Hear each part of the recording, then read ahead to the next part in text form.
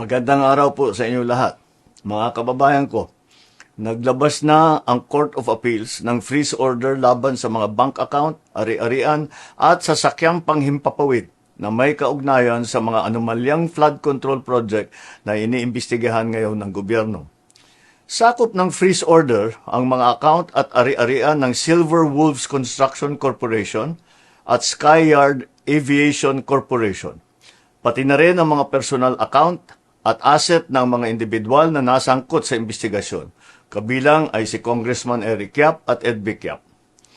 May mahigit 16 billion na ang pumasok sa mga transaksyon ng Silver Wolves mula 2022 hanggang 2025. Nakaramihan ay may kaugnayan sa mga flood control project ng DPWH.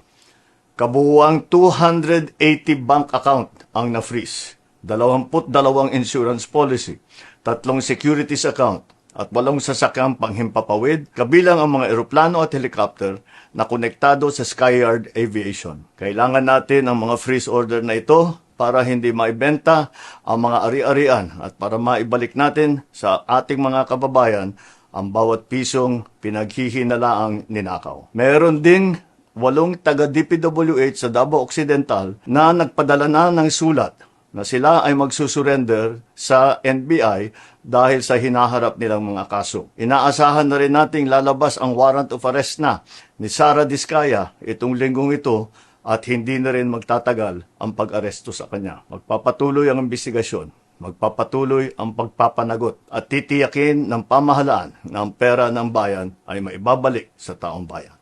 Maraming salamat po.